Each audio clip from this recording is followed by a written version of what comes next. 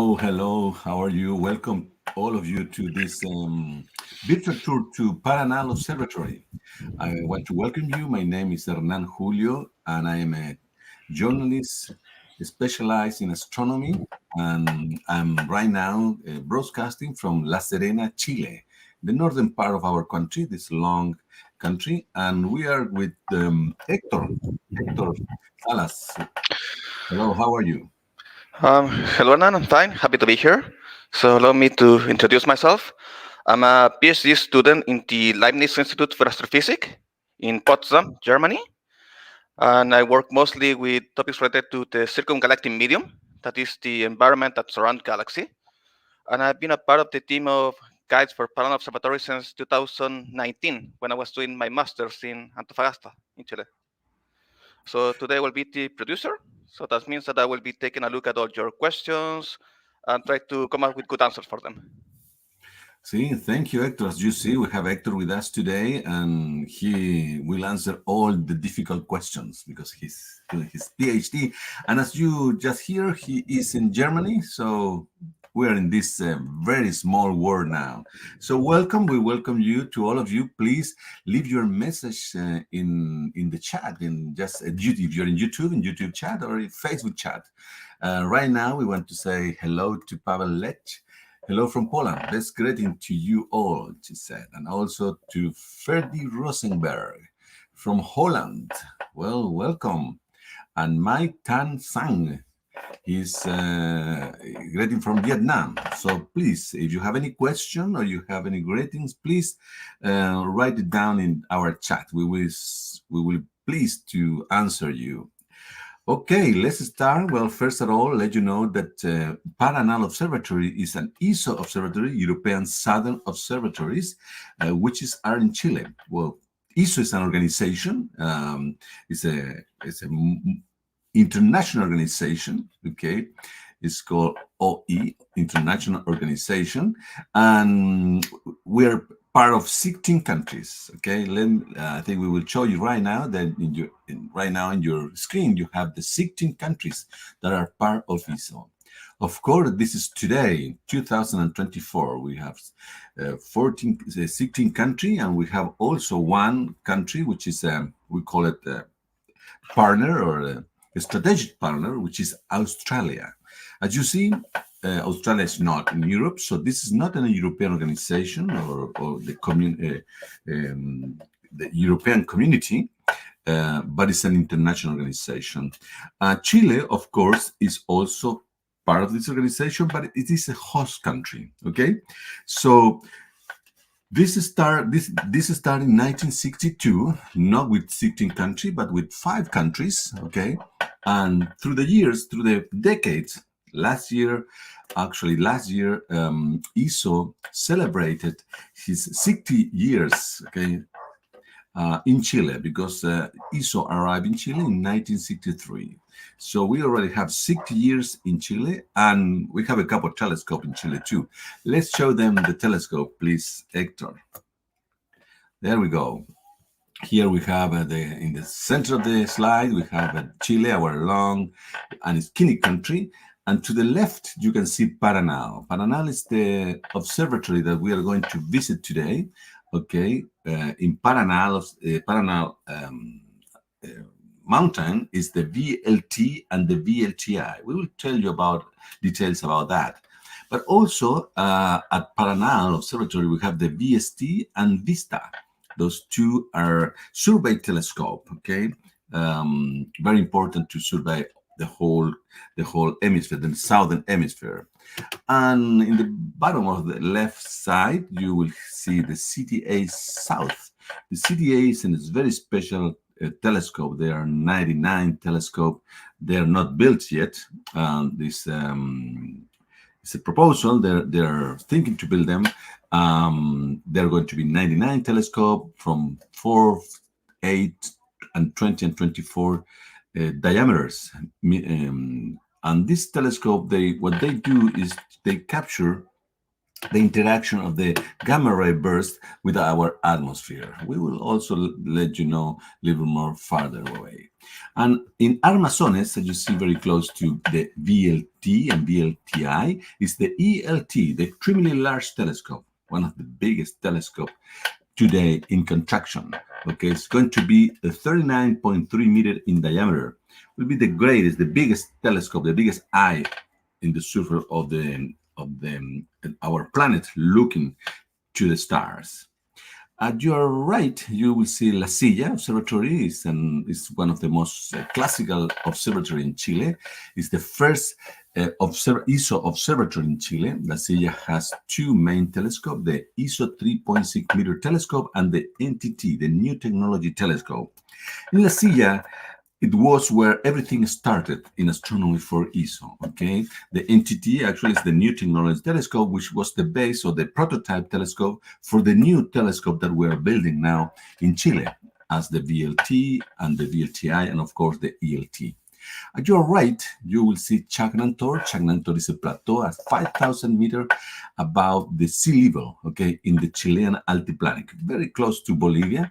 And there is the biggest radio telescope on Earth, the Atacama Large Millimetric Array. Okay, and also Apex, which is a one antenna telescope, which is still now is a Max Planck Institute antenna or telescope, a radio telescope, and Chagnantor and ESO is part of ALMA. Okay, ALMA is another institution, but ESO is one of the most important partner in this radio telescope.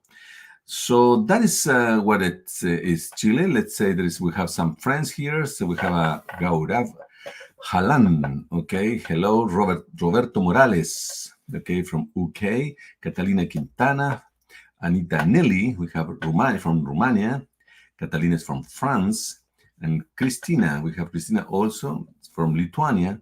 Steve Berry, good afternoon from North Lincolnshire. Well, welcome all of you. And if you have any question, please don't hesitate to write it down in our chat in Facebook or YouTube. All right, so now let's take a fly to Paranal. Okay, here we are. We're flying over the most, the driest desert in the world. Okay, Atacama Desert. Okay, it's one of the most particular part of the country in Chile. Almost all the northern part of Chile is the Atacama Desert, and here we are flying about 2 hours. The plane takes from Santiago de Chile, which is in the center of the country. Is fly. If you fly, you take a fly. You take a plane. It will take you around 2 hours to go to Antofagasta. And Antofagasta is only at 1 hour and 20 minutes and 30 minutes from Paranal. Paranal is in this mountain. The name of the mountain is Paranal. Every observatory takes the name of the mountain. That's why we call Paranal Observatory. Okay, the mountain, as you can see, is only at 12 kilometers in a straight line to the Pacific Ocean. In the background of this image, this video, you have the Pacific Ocean. Okay, and you can see that it's like clouds over the ocean, and that's the way it is because we have a very special situation where the clouds don't go up over 1,000 meters, and Paranal is only at 2,600 meters above the sea. That's why we have more than 300 clear nights per year. Well, let's take a closer look to the telescope platform. There we go. You can see that we have 4 8.2 meter telescope, and we have also small one, the ATS, the auxiliary telescope. This is the complex in the mountain. There you go. We can see now that we cut the mountain in 28 meters, and we make that plateau where we built the telescope. And there is a very special technology here because this telescope, they can work in a single mode. That means that you can point each telescope to a single star, or you can use four of them, the four big ones or the four small, together, the four of them, looking, watching one star. And then we can make a virtual mirror of 130 or 200 meter virtual mirror. I think we have a video to show them that. There we go. This is the video we're showing how the four big ones is looking at the same time to the same star, and we do interferometry. And when we do interferometry, that means that we create this virtual mirror of 130-meter telescope.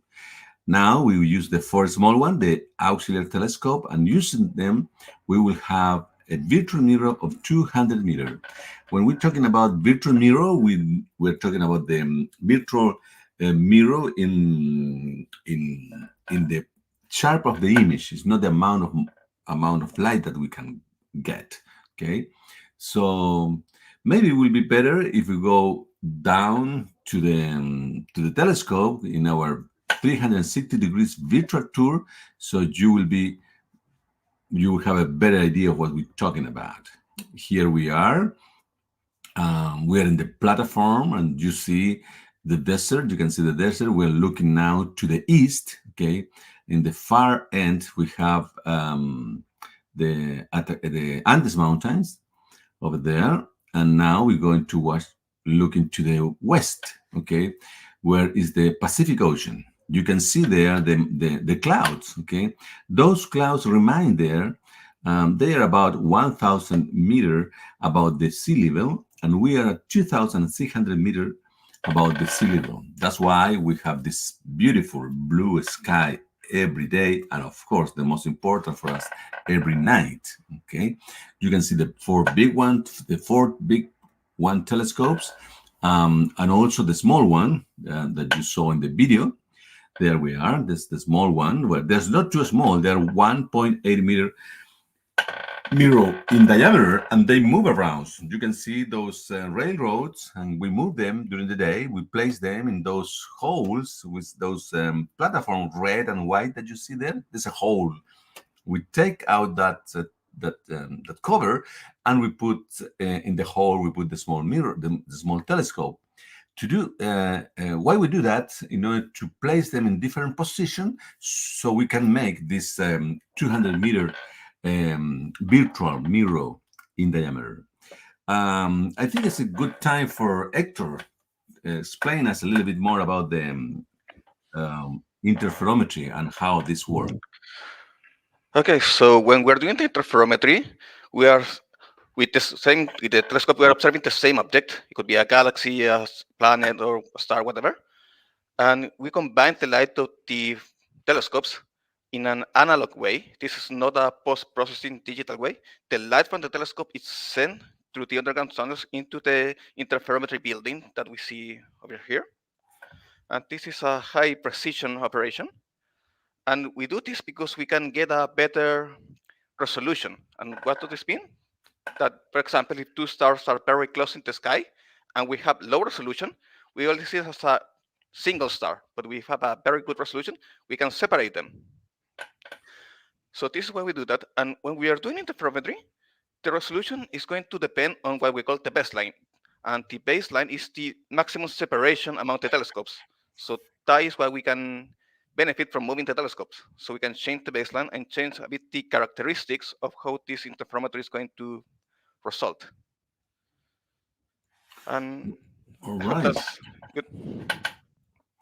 All right, that's the interferometry, and let's go inside of the tunnels because everything happens underneath in the interferometry lab. Let's take a look to this the tunnels. We were talking about the light. The light is traveling around this tunnel through these tunnels. They call delays tunnels in order to make that all the light go to the same point at the same time to make the interferometry. And this is where we do that. Okay, of course, well, we have visitors. We have open doors every Saturday in Paranal at 10 o'clock in the morning and 2 p.m. in the afternoon. If you can book your visit online. Go to our webpage and you will find out there how to visit Paranal Observatory, and you will be able to book your visit. And please feel free to do it. Do it in advance because we're full, especially in our summer, which is now. We're in summer in Chile now. But if you book your visit with anticipation, you will be able to come to us, and we will be able to give you this tour live, okay, presence in your. And anyways, this part of the tour we are not able to show to you when you're here, because this is only specialized people, engineer can come down to the lines, to the delay lines. Well, we will go back to the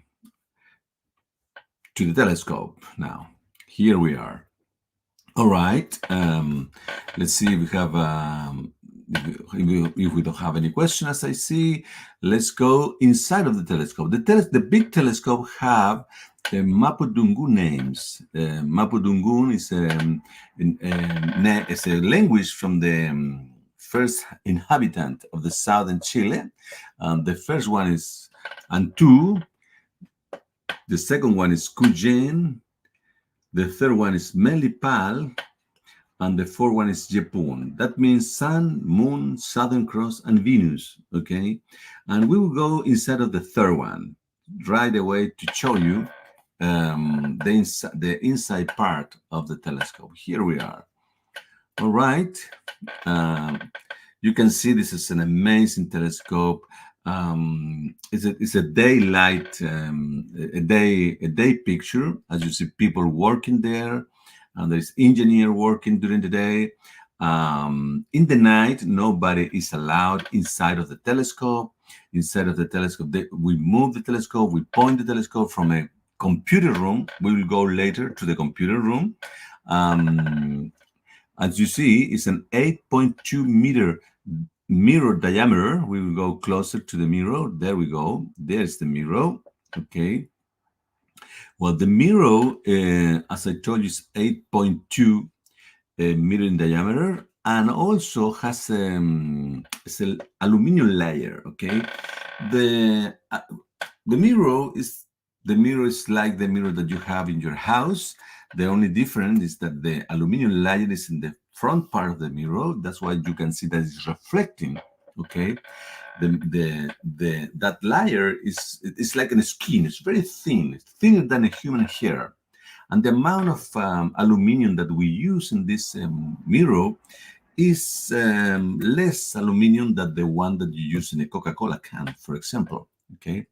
Also, the mirror is, let's say, underneath the mirror, we have a special airbag in order to avoid any problem to break the mirror in case of a terremoto. You know that Chile is a earthquake country. So under the mirror, as I told you, there is this airbag that inflate when there is an important earthquake. We haven't used it yet. We haven't a very strong earthquake yet. Also, let's see how this works. Let's see how we capture the light of the stars. First, we have to open a window, okay, in the enclosure. Now, we don't call them domes, we call enclosure. And over there is a window that we open. Here, Hector is showing us. We open a part of the enclosure, part of the old dome that we used to call it. And then we point the telescope. The idea is to point the star and that the light go inside of the mirror, inside of the telescope. And the first light will go to the main mirror. Okay, the main mirror, the 8.2 meter diameter mirror, has it has a curve. It's curved, so the light will go up and then down from the secondary mirror. Over there, we have a secondary mirror, and that's the secondary mirror. It's convex, and from there, the light will go back to the bottom. Okay, we'll go through the mirror because the mirror has a hole in the middle and a tube, and then we will place an instrument just under the mirror. Okay, that instrument is called That's the way. Yeah, there we have a mirror. I have a video how this work. Of course, it's not the video. It's not real. The video. I mean that we don't separate the domes like that. But the light goes inside to the main mirror, secondary mirror, and then to the size, to the Nasmith instrument. Those red and blue boxes are are digital cameras. And we have a third mirror, or excuse me, third instrument, the green box, which is the third instrument. So we will have three different instruments. Okay, what are the instruments? The instrument are cameras, are digital cameras, which capture the light and send the light to the computer room.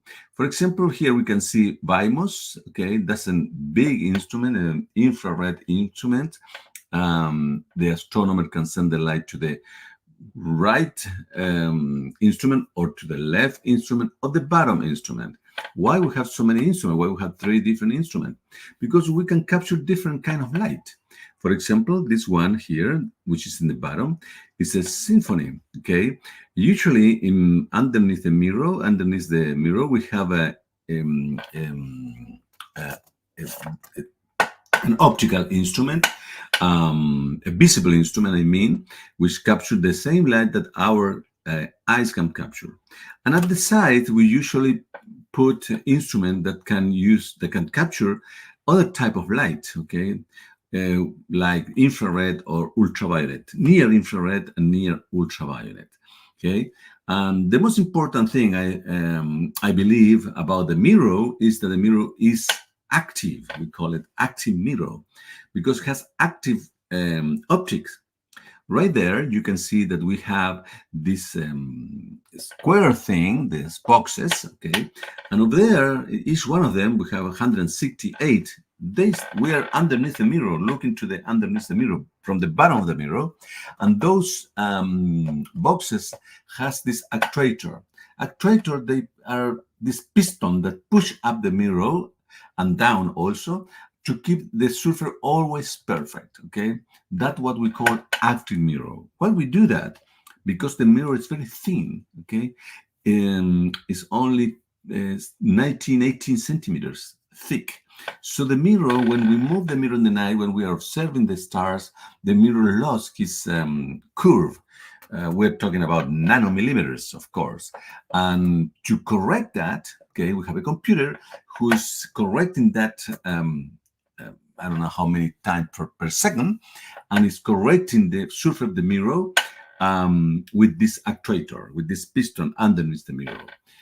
So we have always a perfect mirror all the time, and that's allow us to have very good image.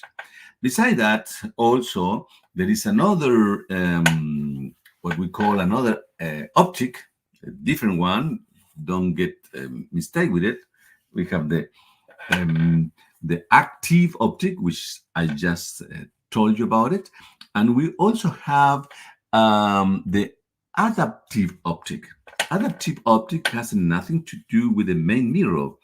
Adaptive optic, what we do with adaptive optic is to correct the light that is coming from the stars. The light that is coming from the star have to go through the atmosphere. And the atmosphere, even that we are in the best place for professional astronomy in the world, and in the driest desert in the world, this desert has the atmosphere over the desert has a little, very little, but it has some water in the atmosphere, and that's disturb the light that is coming from the star. This distortion we can correct it with adaptive optics. That's why you can see sometimes picture from this telescope with laser that go to the sky.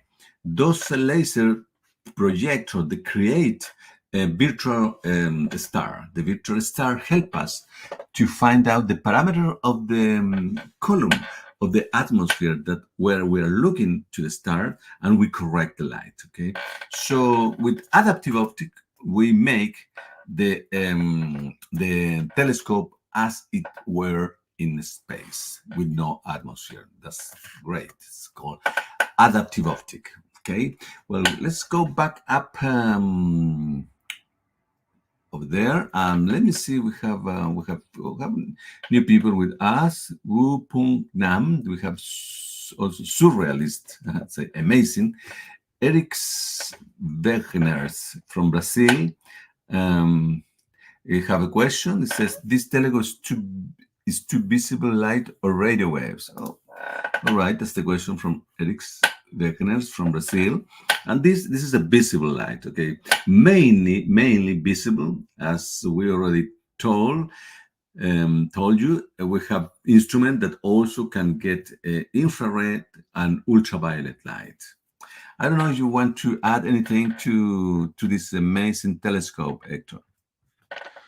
No, I think you pretty much explains everything, and maybe just to complement the answer, the type of light that we are going to be studying with this telescope is not going to depend only on the mirror, but in which instrument we are using. So we have instruments specialized in ultraviolet or near infrared or in the visible light.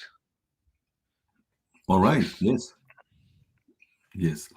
Well, as I told you, in the night, nobody work inside of the telescope. We have a control room, and we want to invite you to get to know our control room, and it's where the astronomer work. Okay, we have to walk to the control building. Okay, this is our control building.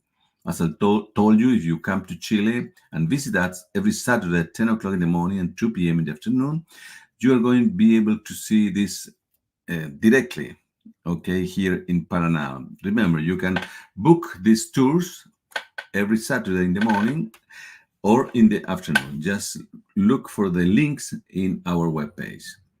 So we will go inside of the control room now. I think this is a place for Hector because he's an astronomer and sometime I think he got the chance to work here or a very similar control room. This is the Paranal Observatory control room. What can you tell us about the control room, Hector? okay. So I haven't had the chance to observe here at Paranal. I have observed in La Silla once, but okay, but I can tell you from this one is well. For once, we have these different sections that we can call like a console. And we see here a tag that says UT4. So this part over here is only to control the UT4 telescope. And over here on the other side, we have for UT3, for Melipal, when we just were visiting. And as we move to other places here, we have the area that is for UT1 and the area that is for UT2. And over here you see a lot of computers, a lot of keyboards, there's no screens, so you might wonder how many people actually work here at night. And it's actually should be about 2 people here during the night. There will be an astronomer and a telescope operator. So these telescopes are very advanced and very expensive, so they don't trust astronomers to handle them. There is a specialized job that is dedicated to handle the telescopes, and that is the telescope operator. So this is sort of like a pilot and a co-pilot in a rally car or in a plane. The pilot, that would be the telescope operator, he is handling the machine. And the co-pilot, that's the astronomer, he's guiding the science observations and he has the route that we're going to follow. So why so many screens if it's only going to be 2 people here? Well, you have to remember that each telescope has 3 different instruments. So we're going to have a dedicated computer for each instrument, and maybe also a dedicated computer just to move the telescope and change it to different positions. We also need to have a screen that is displaying weather information. As Hernan have already told you, the atmosphere here is usually very calm and very good to do observations, but sometimes the wind speed could be too high, and there's always the risk that a small pebble will be lifted and hit the mirror. So if the wind speed is too high, we need to close. And there's the very rare cases when there also are like clouds or something like that. So always have to take a look to the weather conditions, and that is something that is done in every observatory in the world. Now, what do you do if you want to observe here? Okay, so any astronomer can observe with these telescopes, but they need to submit a proposal, and the proposal is going to go to a committee in Germany, And the committee is going to analyze every proposal that they get. There are 2 times a year where an astronomer can send their proposals, and this proposal has to be very detailed. They need to say what objects they want to study, which telescope, with which instruments, how many hours of observation do they want, how far away do the moon needs to be in order to have usable science observations, whether these objects have been studied with other telescopes before or not, etc., etc. And Paranal receives more than 7 times of a proposal that the time that we have to allot each night. So this is very competitive. And the decision of which proposal gets accepted and get time is just based on the scientific merit of each proposal. And once you have your proposal accepted, then you have the option between the visitor mode and the service mode.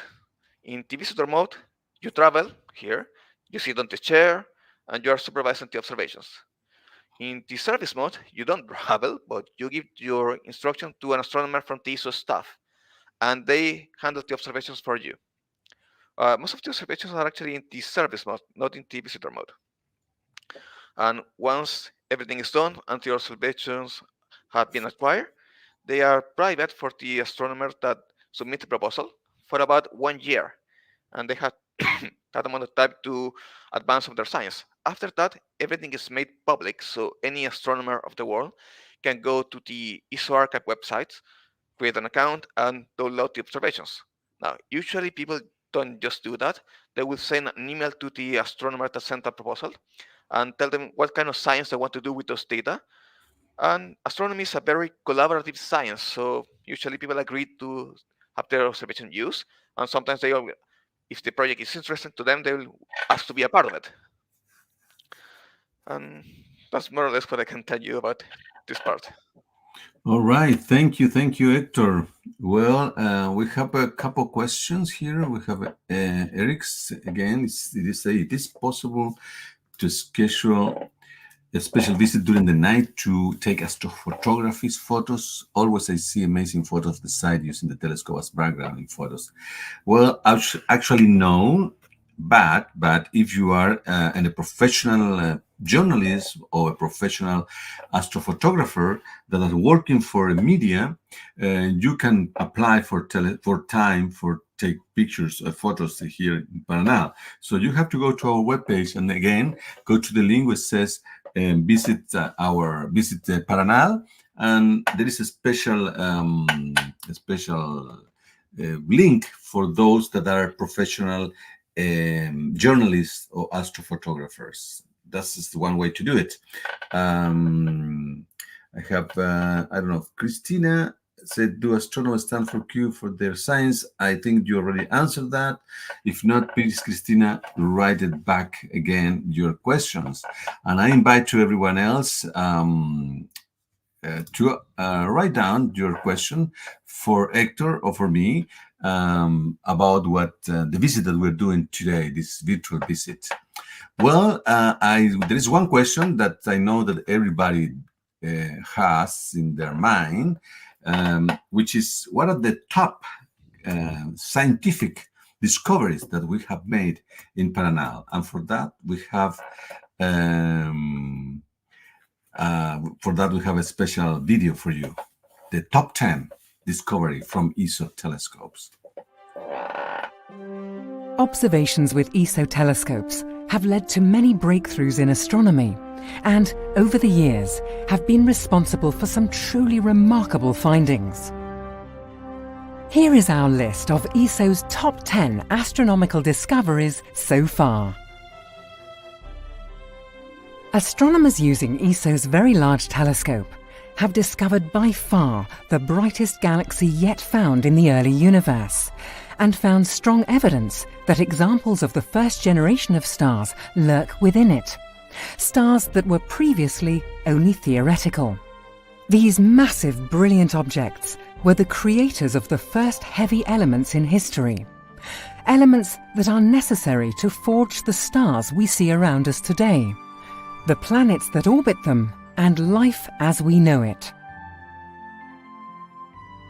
ESO telescopes have provided definitive proof that long gamma-ray bursts are linked with the climatic explosions of massive stars, therefore solving an enduring mystery. A telescope at La Silla was also able to observe the visible light from a short gamma-ray burst for the first time, showing that this family of objects most likely originates from colliding neutron stars. Astronomers using ESO's HARPS instrument in 2010 discovered a planetary system containing at least 5 planets orbiting the Sun-like star HD 10180. They also found evidence that 2 other planets may be present, one of which, if confirmed, would be among the lowest mass exoplanets ever found. Newer observations and reanalysis of the data suggest that there could be even more planets around this star. ESO's Very Large Telescope was used to detect carbon monoxide molecules in a remote galaxy, seen as it was 11 billion years ago, a feat that had remained elusive for 25 years. This allowed astronomers to obtain the most precise measurement of the cosmic temperature at such a remote epoch, and it matched the temperature predicted by the Big Bang Theory. The atmosphere around a super-Earth exoplanet was analysed for the first time using the VLT. The planet, which is known as GJ1214b, was studied as it passed in front of its parent star, and some of the starlight filtered through the planet's atmosphere. The atmosphere was found to be either mostly water in the form of steam or dominated by thick clouds or haze. Using ESO's VLT, astronomers measured the age of the oldest star known in the Milky Way. At 13.2 billion years old, the star was born in the earliest era of star formation in the universe. Uranium was also detected in a Milky Way star and used as an independent estimate of the age of the galaxy. The VLT obtained the first ever image of a planet outside our solar system. The planet, which has a mass about 5 times that of Jupiter, orbits a failed star, a brown dwarf, at a distance of 55 times the average distance between the Earth and the Sun. In 2014, ALMA, the Atacama Large Millimeter Submillimeter Array, revealed remarkable details of a solar system that is forming. The images of HL Tauri were the sharpest ever made at sub-millimeter wavelengths. They show how forming planets are vacuuming up dust and gas in a protoplanetary disk. One of ESO's proudest moments came when 2 independent research teams, including ESO staff, arrived at a truly revolutionary finding: that the cosmos is not only expanding, but that it is doing so at an increasing rate. The findings of the separate teams were based on observations of exploding stars, or supernovae, including measurements made from ESO's telescopes at La Silla and Paranal. This discovery was rewarded with the 2011 Nobel Prize in Physics. And finally, several of ESO's flagship telescopes were used in a 20-year study to obtain the most detailed view ever of the surroundings of the monster lurking at the heart of our galaxy, a supermassive black hole. Astronomy is always moving forwards, and ESO's top 10 scientific discoveries are not set in stone. Well, that was the top 10 discoveries from ESO telescopes, and we want to welcome Volker Burgund from Bavaria. Okay, good beer in Bavaria, as far as I remember. Well, we will continue with this virtual tour. As I told you, we have tours every Saturday. You can book them in the morning at 10 o'clock in the morning, and 2 p.m. in the afternoon. You have to fly. If you come to Chile, you have to fly to the northern Chile, to Antofagasta city, which is about 2 hours from Santiago. And then you will have to drive down for 1 hour and a half to the Paranal Observatory. But one thing that we are not able to show you when you come here in presence is night, because you have to leave the observatory before 5 before we start working. But because we are in the virtual tour, we can show you the night at Paranal. As you see, it's gorgeous. It's amazing sky. Maybe some of you can recognize some constellation we're seeing over there. We're still a little bit in the northern. We can see still some northern constellation. We have Orion right there. Okay, we will turn around a little bit Orion so you can find it out, because when you are in the south, you will see Orion backwards. Okay, I mean. Head down, and you can see here that you will see the three, what we call the three Marys. For those that know some astronomy, that's the Orion belt. Orion, of course, is a mythology man, hunter in the Greek mythology, who is in the sky because he fell in love with one of the Zeus, of the Jupiter, or Jupiter Roman god, with one of the Jupiter daughters, okay, and the father-in-law was a little bit angry, and he killed him and put it in the sky. And it's very nice picture. As you can see our sky, we can see even the Orion Nebula, okay, what we call the sword of the Orion. There we go. We can make a zoom here. There you have the Orion Nebula. It's amazing, the picture. This picture is taken by a camera, okay. That's for our friend Bergner, Eric's. This is the kind of picture that he's talking about. We also can say a little bit down to the west, we can see also the bull, okay, El Toro constellation. Okay, there we are. There we have this, the head of the toro, the bull, and then we have the horn of the bull. And underneath a little bit, almost falling in the ocean, we can see there the Pleiades. That's Pleiades. The Pleiades, or in Japanese, the Subaru. Okay, the 7 stars that you can see if you have good eyes. You can see them naked eyes. Okay. And with telescope or with the binoculars, you will see the details of the star inside of the nebula. It's an open cluster, okay, a very new stars, only about 100,000 years old. Okay? As you see, the picture that we are looking at is not totally dark yet, but still we can see this beautiful picture. But now I understand that some of you maybe never have been in the southern hemisphere, okay? Here in the southern hemisphere, we can see a different sky than from the northern hemisphere. Here we're looking right to the south, okay? First of all, the first thing that we can see, the first object in the southern sky, very different from the northern sky, are the Magallanes cloud, okay? Those two clouds, there we have the big Magallanes cloud and the small Magallanes cloud, okay?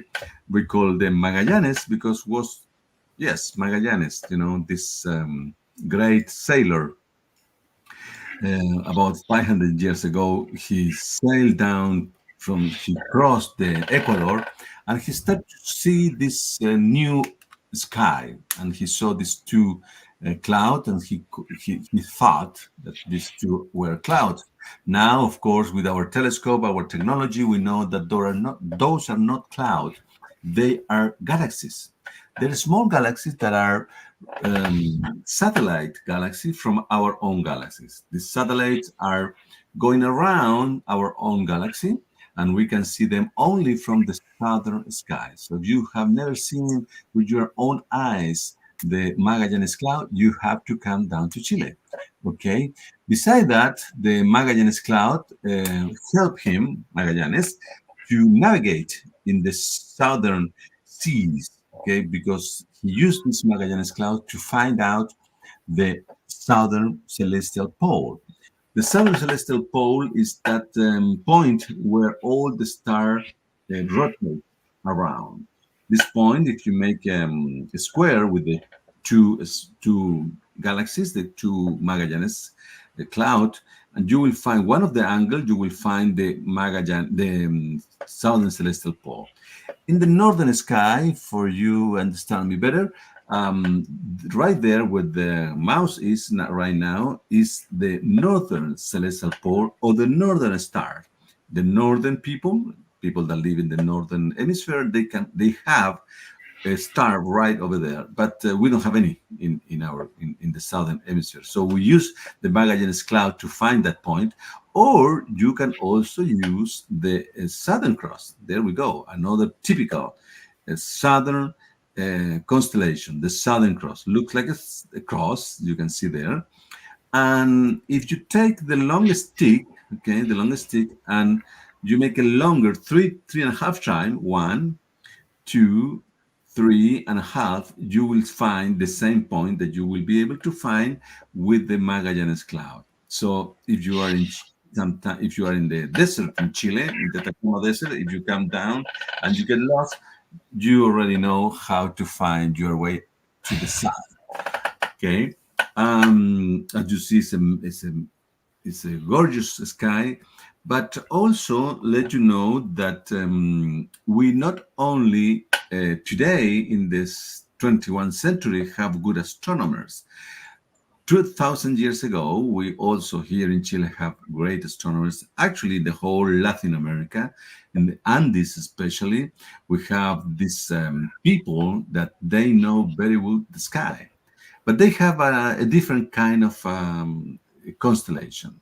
What we do today, Western civilization people, take those light, the stars, and make a withdraws some kind of pictures, you know. But what they used to do, because the galactic center and all the galaxy that we call the Milky Way that you're looking at now, is like a river of stars. That's our Milky Way. Has some black spot in the center, or in the whole galaxy, in the whole Milky Way. As you can see now, those dark spots are clouds, gas and dust, dark clouds, where the dust is so dense that no light can go through it. So all the stars that are behind those clouds don't go through the cloud.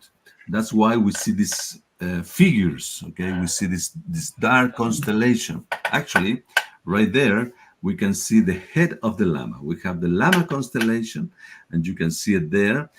This is an early picture of the day. Later on, you will see this constellation up in the sky, very clear. Actually, Alpha Centauris, okay, is the eye of the llama, okay? And also we have, for example, what we call today the Kulsak. They used to call it the bird. For them, it was a bird right there. And also they have a wolf, they have a snake. All these animals for them used to come down to this river, okay? The Milky Way for them was a river where all these animals came down to have water. As you see, we also have what we call Andes cosmovision, okay? People from the Andes mountain, they have this cosmovision, especially because they didn't have any light pollution. Today, we still have some light pollution in Chile, but we have a special law. We are one of the only countries in the world that have a special law against light pollution. You can see some light pollution down there, but a little town near to Paranal. But to still enjoy this marvelous sky, we keep the lights down. We know that Chile is one of the countries, one of the only countries that have this heritage for the humanity, for mankind, which are the stars. Well, I think that it's time to go back to the daylight. We're running out of time, so we need to finish, to continue, and for the last part of this tour.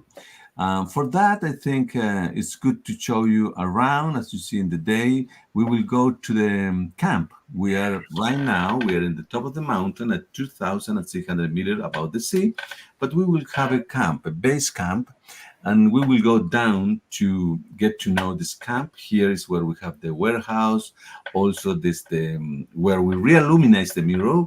Remember that the mirror has a surface of aluminum. We have to change that aluminum every 2 years, about 2 years. Well, we bring the mirror down here to the base camp in order to re-illuminate the mirror. Okay.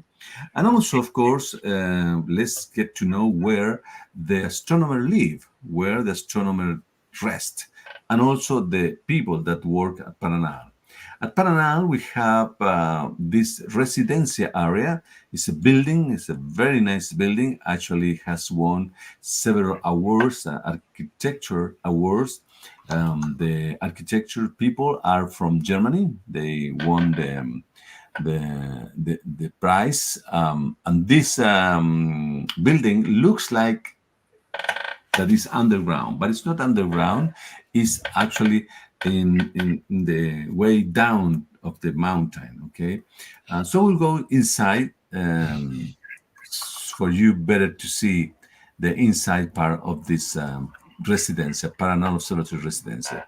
As you see, looks very nice. We have this garden. Green is very important. This is just not luxury, but remember that people that work here, they work, I don't know, 7 day, 10 day, 15 day. That's the most that a person can stay in Paranal, 15 days, without seeing any green. So it's very important to see green and also water. We have a pool over there. The pool, you can swim. This is not a big pool, but you can swim. And also, it helps us with humidity. Remember, if you are here for 3-4 days or 10 days even, your skin will get very dry, and that's not good for your body. So when you go inside of the building, you will have this humidity that will help you psychologically, seeing green, and also to your body with this humidity. But as I told you, our main purpose is to not pollute the sky. And we have this dome, but we close that window. This is curtain. It's a curtain that we close the dome 100%, so no light go outside from this building. Okay, everybody in the night here have to use a small light, okay, small torch outside of the Residencia, and also the cars have to drive with no light. So have to be very careful when you are in Paranal at night, if you anytime you come here. Well, this building is the Residencia building, has 108 rooms, 4 floors. Here you're looking at the lobby of the Residencia, okay, the main desk. And also, of course, we have the cafeteria where people come, have dinner, lunch, breakfast, etc. Okay, remember that here we work 24 hours. There is a chief that work at day, there is chief that work at night, and so on. So this is a place where people sleep. No. You have to keep quiet outside of the Residencia, because any time of the day can somebody be sleeping. So we take care of that too. Let's, I don't know if we are about to have a couple minutes. There is a couple questions. Well, we want to say hello to Aran Kumar. It is a great, big, and amazing universe. Thank you to ESO. Christina is asking, how much in advance should we book the tour? Well, as advanced as you can, because, for example, for summer, in this time of the year, which is February and January and February, 3 months in advance, because February is already booked, completely booked. And in the winter, our winter, July, June, July, August is better. Okay, spring maybe. So I would say try a couple months in advance. For if you are planning to come to Chile, this is a must visit. Don't miss it. Also remind you that we also have La Silla Observatory. We also have virtual tour to La Silla Observatory, same like this one in Spanish and English, every Saturday. Look in our social media to see when will be the next one. La Silla or Paranal, English, Spanish. And also you can visit La Silla every Saturday also. Today, for example, why we do this virtual tour Saturday? Because right now is running the tour in La Silla and Paranal, both at 10 o'clock in the morning and 2 p.m. in the afternoon. La Silla is about 500 kilometers north from Santiago, a little closer from Santiago. So you can try to visit both, one Saturday once and the next Saturday the other one. But come to us. This is a must visit, as I told you. Also, remind you that you can visit our webpage, okay? Our social media. We have also a lot of information. If you like the picture that you saw, we have shown you only, I think 0.0%, 1%, 0.1% of all pictures that we have in our webpage. Our webpage also has videos in different resolution, picture, etc., etc., etc. So it's ESO.org, please, or .cl if you like Spanish. Anyways, the webpage is about, I don't know, many translations, Spanish, English, German, etc. So visit us and you will have much more information. Hector, I don't know if you have, I'm missing anything, if you want to add anything before we finish. No, just say that it was my pleasure to be a part of this tour, and please let your friends, family, or anybody you know that is interested in these kind of things, that we have virtual tours every weekend, and that you can go in person when you have the opportunity to travel to Chile. So I say goodbye and hope I see you in a other time. All right. See you next time. Okay. And thank you very much for your comment and your greetings. See you. Have a nice weekend. Bye bye.